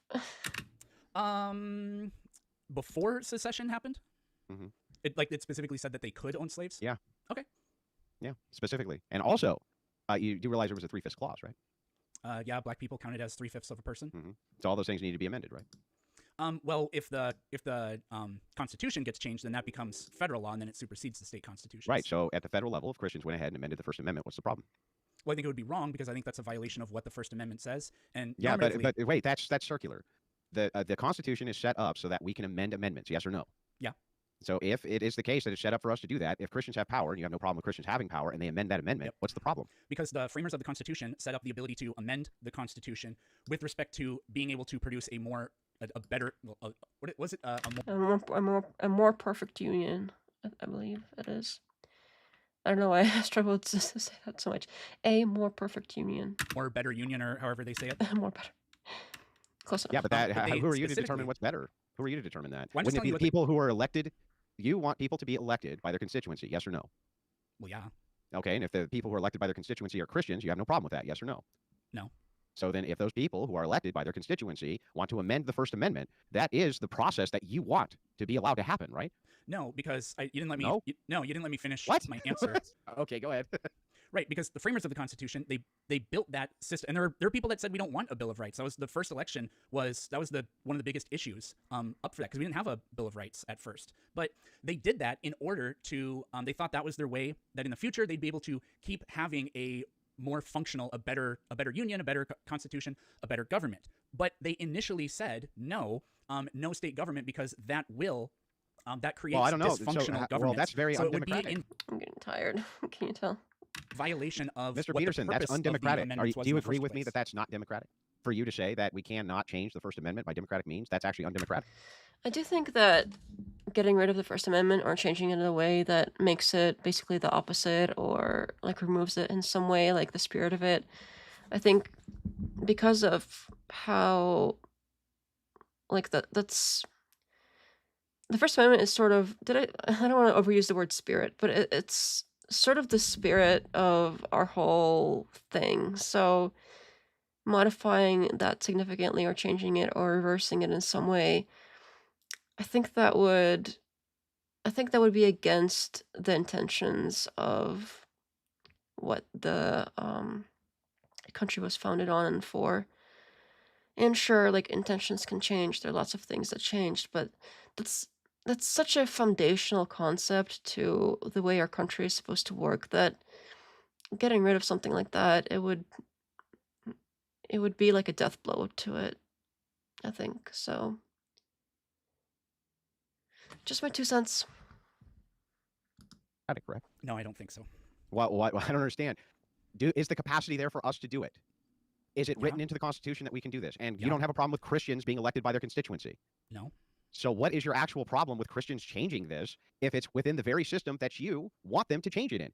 Literally, your system is, I want to elect person goes in, representing the constituency, all these people get together and they amend the First Amendment. That is the system that you want, right? I don't want them to. The idea that amendments can be made means that I have to accept that the First Amendment should be amended is not a real case. No. You don't have the should. You have the shouldn't. I want to know why it is that Christians shouldn't do that other than because you don't like it. Because, well, it'd be a violation of the spirit of the purpose of a Well, no, constitutional It republic. doesn't sound like it. And we It sounds know- like the we know purpose that- of a constitution. No, it Yeah, but- doesn't sound like it. Andrew- Wait, hang on. How would it violate the purpose of a constitutional republic if this is the framework of the constitutional republic, sir? Because a government is supposed to outline the constitutional republic, sets limitations, and there are other things that like it allows for. Yes, I agree. The constitutional republic sets limitations, and in these limitations, it says that you can amend the First Amendment. Yep. Yes or no? Yeah, but you're not supposed to this amend is the system you want to trash. No, because you're not supposed to make amendments to make the system dysfunctional. It's like saying, hey, I own an engine, right? Yeah, and I want to win the Daytona 500, right? Yeah. Okay, well, I'm going to dump a bunch of nails into my engine. You're not going to win the Daytona 500. You can't tell me. That makes sense, because it's so foundational to the whole principle of how we're supposed to function. And if you remove that, we function in a completely opposite way to what is like the kind of nature of a country is supposed to be. I'm going to reclaim my time. Yeah, go ahead. What makes that dysfunctional? What makes it dysfunctional if they got rid of the First Amendment when we have countries, by the way, which I just cited in my opening, that don't have this separation? In fact, England, they have a state church as well. Many European nations have state churches. What actually would make the nation dysfunctional? It seems like it would function just fine. The states could then ratify amendments of their own. Actually, For their own state religions. They can do that. They practically do now, like Utah. Utah's basically Mormon. Whether you like it or not, it basically is. What would actually make it dysfunctional? So, like, you can cherry pick those countries if you want, but we have studies. High religiosity and societal dysfunction in the United States during the first decade of the 21st century, of the 20th Oh, okay. So century. then should we select? So it can be statistically demonstrated. Back up, and I have a global study as well. I only have so much time. I agree with you. You have studies, right, that say that religiosity makes you dysfunctional. How come you don't quote the studies that say high IQ make you dysfunctional? Should we start selecting for people who have a high IQ? I don't think high IQ makes you dysfunctional. Sure, there's downsides, like maybe some anxiety, but I don't think you get like dysfunctional from, and that's a completely that's not a good comparison. Because it makes them more dysfunctional. Because the higher your IQ, the more dysfunctional you get. You want studies on it? I have them in the boatloads. That's why you see people who have all sorts of issues when it comes to social behavior. The higher their IQ is, makes you totally dysfunctional. Do you want to outlaw that? No high IQ people in office? You mean low IQ people? No, high IQ makes you dysfunctional. High. Oh, yeah. That's you have a really is it bizarre? The suicidality goes up. There's tons of reasons you become dysfunctional. Yes. And it depends on like how you define dysfunctional. Like what's dysfunctional to one person may not be dysfunctional to another person. But things that the country was built upon, like the ideas that the country was built upon, that like the first thing that everybody goes to when they think like, oh, well, what's America? What are the people's rights? It's like, oh, well, freedom of speech, the freedom of religion, things like that. And if you go in, and guns too, of course. But the first one, like First Amendment, and if you go in and change something like that, I don't think that's comparable to like, oh, well, if you have higher IQ, you're more inclined to be anxious or whatever. It's not comparable. Yes. Do you want studies? I'll give them to you happily. If you have a really high IQ, you actually become more socially dysfunctional. That is the case. Why do you think they commit suicide at such high rates? Not only that, but hang on, it's my turn, bro. I know, but you asked me a question. Yeah, but it's your time. Go for it. I'm just very quickly. I'm just going to go through this. You can't actually explain how the nation itself would become dysfunctional because we amended the First Amendment, because the constituency sent up Christians and they did that. You have to tell me how that would actually make the nation dysfunctional. If you're asking me to tell you what. If this happened, what would specifically be the next thing, and then the next thing, and then the next thing that would happen? I mean, I can't tell you a story of something that hasn't happened, which is why we refer to studies. You just can't back your claim up. No, I have studies that can back this claim up, that high religiosity. Well, I mean, Andrew, you know that the Bible Belt is also the teen pregnancy belt, the STD belt? My turn. Well, it wasn't really a question. Not only that, let's just point out that also secularism has trouble with reproduction. Don't you think that it's dysfunctional if you're not reproducing? That's one. And two, you still have not demonstrated. Don't address it. I'm making a statement for my cross-examination. You have not.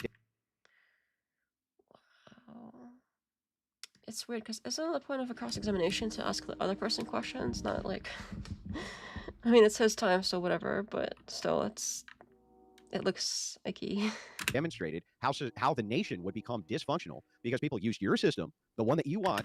It's basically taking the chance of the other person being in like submissive position, not be able to, fight back or like say what he wants as a chance to go in this monologue and not let the other person respond or defend themselves at all because it's his time, it's his cross-examination. I don't think that's the purpose of cross-examinations, but yeah, of course you would do something like that.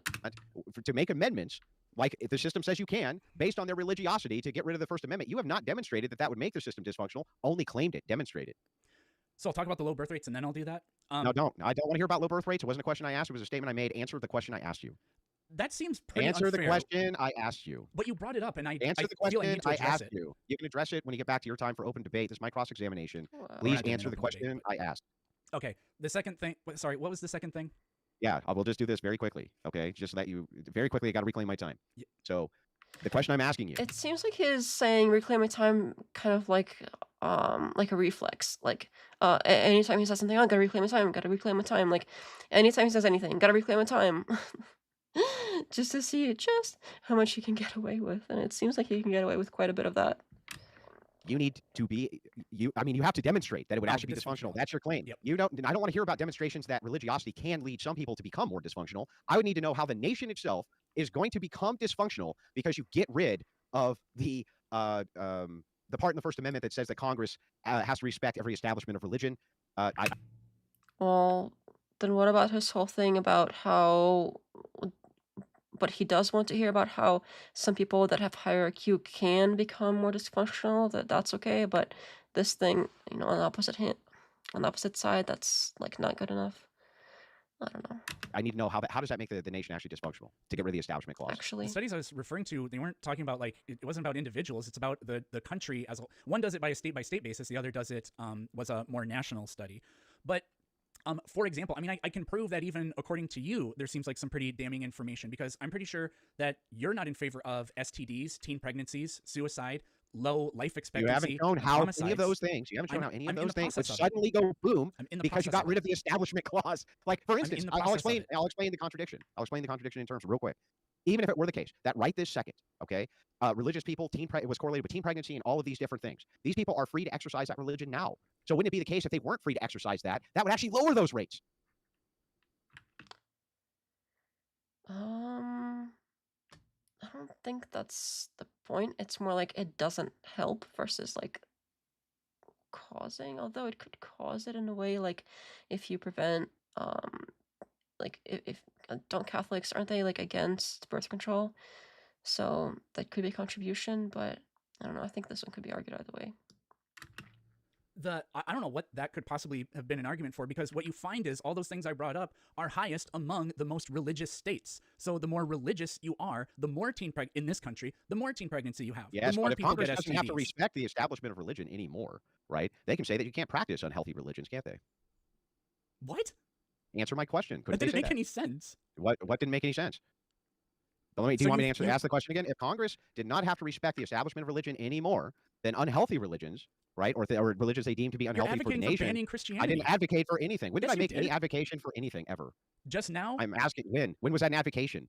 I'm asking you simple questions about your worldview. Do you know what the difference is? Yes. Worldview is another one that he loves to say. I think like worldview is kind of like it's a self-explanatory kind of word, so I didn't include it in my vocab one, but he loves that one. The whole like world I can't say that either for some reason. Why can't I say these words? For some reason I can't say these words, but worldview is another one that is a very common one that I love that word. I do. So you break. They do. I don't particularly. Okay, so then where was there ever an advocacy for X from me? Okay, my Nowhere. apologies. You But fucking what made you- it up. So that aside, I'm going to ask you again. If Mhm. it were the case that the establishment clause was gone, couldn't Congress then not respect religions which were unhealthy for the society?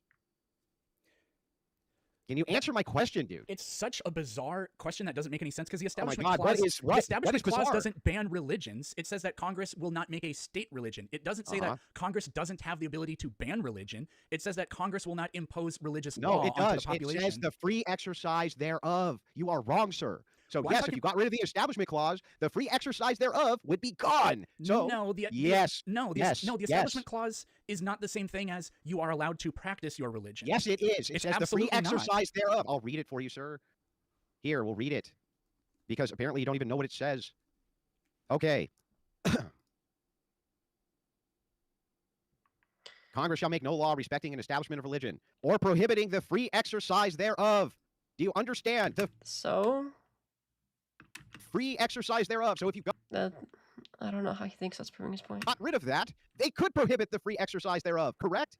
Sure. So we would get rid of Okay, Christianity, great. Oh, which wow, is you the just answered STD a fucking religion question. in this Can we country. get you a medal for actually answering the question? Actually, I think the Constitution is supposed to be like here are the things that the government is explicitly allowed to do. Like these are ways that the government can like restrict your rights or freedoms. Like the government can restrict your freedoms in these ways, but can't in all the other ways. And I think they only added the whole like Bill of Rights and whatever because in order to like really solidify these specific things so that in the future they can't like use excuses to or like use workarounds to infringe upon these specific things. But overall, the idea is that the government shouldn't be doing anything unless it's explicitly allowed to be doing that thing. So if it says like the government is allowed to do this and this and this, like is allowed to restrict freedom in these ways, then it is. If it doesn't say anything about it, then automatically like it's not supposed to be, like it isn't allowed to be doing that. So it's like the other way around. It's not like here are the ways that the government can, but it also like in all the other ways they also can. That doesn't make sense. So it's or like here's the ways that government can, but I think you made I'm like making it more confusing now. I think I'll stop. But I think I made my point. Sorry for like making it more confusing there at the end. I think I should have stopped like a minute ago. So yes, that makes it sense, is right? the Let me know case. if I need It is to. well, dude, I have to pull explain the that answers better. out of you because you don't want to answer them. That's why I was talking about bad faith. So not real bad quick, faith. it's bad faith. Just answer the questions, dude. So then it is the case that if Congress then no longer had to respect He also loves accusing his debate opponents of being bad faith. I think it's like a projection thing. the free exercise of religion, they could actually go through and stop the bad behaviors of bad religions, couldn't they? Yeah, which would be Christianity. Okay, so do you think that there's any other religions in the United States which are worse than Christianity? Yeah. Yeah, okay, so then if Christians were in power and stopped the free exercise thereof of those religions, wouldn't that be good? No, I don't think that would be good. Oh, okay, so then when you say shouldn't, Christians shouldn't be in power, right? Never said Your that. that's your whole claim. Your No, whole it claim is said that Christianity should be in shouldn't- government. And you completely changed it by saying Christians shouldn't be in power or We're saying the Christianity same shouldn't be thing. in power. No, You think no, we're what's the absolutely semantic not. distinction? What's the semantic distinction? Because what you're talking about, Christians shouldn't be in government, means banning people that practice a certain religion from serving in government. I don't believe in that. It's No. It's them The imposing semantic distinction between power and government. Clearly, if Christians have governmental authority, they have power. Like we're talking about the same thing. We're not talking past each other here. So the thing is, very quickly, because I only have so much time, if it is the case that Christians shouldn't be in government, but if Christians were, That's not my That claim. your claim isn't that okay, Christianity shouldn't be in government. Yes. Okay, so wait a second. So if Christians are in government, Christianity is not in government? I address this earlier because I said if a Christian serves in government and their beliefs overlap with the current structure of the Constitution or whatever, then there's no problem with that because the Establishment Clause doesn't say we will ban or we're going to do the opposite of all religions because I mean okay, then help me. Okay, bro. So anytime Christians then who utilize their normative ethical authority for things like abortion in government, that's wrong. They shouldn't do that. If they're imposing their specific religious beliefs on other people, then that's a violation of. I think that creates dysfunctional governments. And that's a violation of the First Amendment. Even if you argue that we could just get rid of the First Amendment, I think history shows us that creates dysfunctional governments. And hang on. No. This doesn't make sense. We got to back way. Okay, we got to back way up. Real fast, just under 10 minutes remaining. I did add about a minute and a half for Appreciate it. clarification. Okay, so just very quickly, Mr. Peterson, if the Supreme Court justices are Catholic, and a lot of them are now, and they're interpreting the law, right? They're also using part of their interpretation is going to be their normative ethical framework because that's how interpretation works. Mm-hmm. If they're using their Christian normative ethical framework, do you actually have a problem with that? So if I had a problem with that would mean that I would just have to ban Christianity, but that doesn't actually make any sense. A Christian, we went over this earlier, anybody can believe whatever a Christian believes at the same time. So we can't just ban them from serving in government. That just wouldn't make any sense. Then your whole proposition's destroyed. If the idea is Christianity shouldn't be in government, but Christians can go in and rule based on their normative ethics, then you don't have a claim. Your claim's destroyed. Listen, I'll give it to you in premises. I'm going to give it to you in premises. You can just say that the other person's claim is destroyed over and over, but that doesn't really make it true. Understand, right? Christians should be allowed in government. True or false? True. Christians in government should be allowed to reference their normative framework when making decisions in a governmental role. True or false? Not exactly true. What does that mean? Because they can believe in things that are in congruence with the Constitution and with everybody else in general, and that can happen to be something Christians believe in. They're not the only ones that believe in the golden rule. Yeah, but they can amend the Constitution. They can just amend the Constitution. And then if they do amend the Constitution, they can, any of their normative framework, they followed your entire law. Yeah. Exactly. Yep. Right. Yep. So then why shouldn't they be allowed to do that? First of all, because as I've said a whole bunch of times, I think it creates dysfunctional governments, but this would also lead to potentially Andrew Wilson being subject to whatever the Pope says, because maybe that's the Christian framework we end up with, but you reject that. Yeah, that was kind of his point in the beginning, because like he was saying, well, this popular Christian writer, I think he was I can't speak. It's getting late. Referencing Aquinas and how, well, he's got all these things that you disagree with, and that's Christian ethics. So which flavor of Christian ethics is the one that wins, and how do we pick which one is the right one? I think that's kind of been his point this whole time, and for some reason Andrew is either willfully ignoring it or just doesn't understand, but I'm leaning towards purposely ignoring it so he doesn't have to address it. So according to Andrew Wilson doesn't want this to happen. What are you talking? What kind of weird straw man nonsense is this? According to Andrew Wilson, he doesn't want the Pope. What the fuck are you talking? We're talking about you and your view, not Andrew Wilson's. You had a chance to grill Andrew Wilson's view. Your view, sir, is that it's perfectly acceptable for Christians to change the Constitution if they are elected by their constituency. Yes or no? Yeah. Okay, so then if Christians who are elected by their constituency change the Constitution in order to allow Christian stuff, whatever you think that is, how can you possibly say that they shouldn't be able to do that when this is the proposition itself, that they shouldn't be in government, yet they should be allowed to go in and change every facet of government? That, sir, is its proposition and its negation, an actual contradiction. Because it creates dysfunctional governments, and the other thing is, like, this is... It's a totally functional government, dude. Totally functional. What do you mean? It's following your rules. Christians go in, they change it via an amendment, and... Sure, it could be a government, and it could be technically functioning as far as, like, changing the laws and everything, and, like, what's written out to be, like, the rules of the government. It could be functioning in a way, but it would completely destroy the spirit of what the country's supposed to be about. So it would be a completely different country altogether, and at that point you might as well scrap the whole thing and start over in a different way entirely. Then they rule based on the changed amendments, which is exactly what you claim we should be doing. It's like calling fascism a functional government. Did it was a functional government. That doesn't mean that I accept it or that I think it's good. Yeah, but your whole claim here is like it's dysfunctional to not allow Christians to serve in government.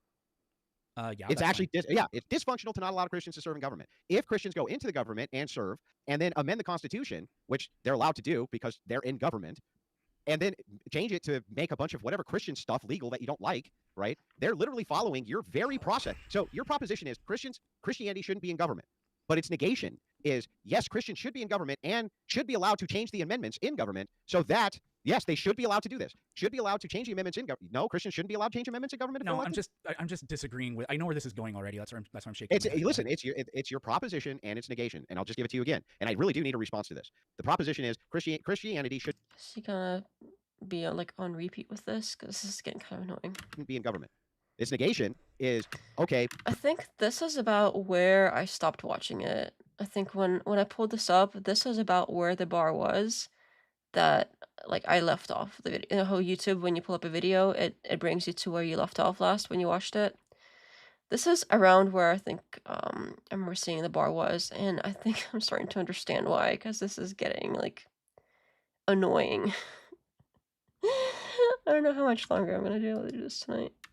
Christians should be allowed in government, and they should be allowed to change anything they want in government as long as they're following the rules that are there. And then when they change the rules, which is completely fine, right, for Christian-y stuff, you don't have a problem with that because that's the form of government. I do have a problem with that because... What's the problem? Just because it can be done... Like, we have open elections, so it's theoretically possible that a Nazi could be elected president. That doesn't mean that I have to accept that that should happen or that it's good that it would happen. No, shouldn't. Wait, are you saying Nazis shouldn't be allowed in government?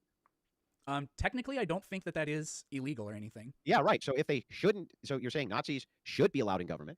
So if Nazis are allowed in government and then they change the government... That doesn't mean I think that they should be. It's like free speech. I think I'm not asking if you think Nazis... I didn't ask if Nazis should be allowed in government. I asked you I asked you this question specifically. Should Nazis be allowed to be in government? Allowed. So this is... I'm not trying to give you a weaselly answer. But it's like free speech. I don't think it's good. I don't like it when the government says these are the things you should and shouldn't say. But that doesn't mean that I find it acceptable. Should Nazis be allowed to serve in government, yes or no? No, but I don't think that it should be illegal for a Nazi to be in the government. That's the difference. So they should be allowed to serve in government? If you frame it that way, One more time. Should Nazis be allowed to serve in government? Yes or no? In that framing, then Okay, yes, so I real don't think quick, it I'm should going to ask be you again. I illegal. need it specifically answered. Should Nazis be allowed to serve in government? Yes or no? It shouldn't This is getting so annoying. be illegal. So yes, in that sense. Yes, yes. Yeah, but Okay. I. Okay, Because so I don't know hang if on, you're hang on. trying to get me Hang to on, be I like, just want oh, to make sure. Peterson No, likes the I'm idea not of trying Nazis to, in bro, I'm government. not trying to clip or it. I'm think just would trying be to show you good. Yeah. that if it's the case then that Nazis who should be allowed to be in government go into the government and then change all the shit in the government to make it all Nazified, they should be allowed to do that, right? I think there's the words being used here are causing some of the confusion because, like, should they, like, sure, our laws and the process by which we change those laws is currently written in a way that would allow them to do so. Yes, so in that way, like, sure, they should be allowed to because that's how our government works. But on the other hand, no, they shouldn't be allowed to because we as a people need to gather together and outvote them and make sure they don't get that kind of power and basically drive culture, because politics is downstream culture, drive culture in the opposite way of wherever they're going, drive culture in the opposite way of this, whatever flavor of Christian nationalism Andrew Wilson is proposing, whatever flavor of the Nazis are do whatever they're doing, drive it in opposite directions of those things, like away from those things. So if at any point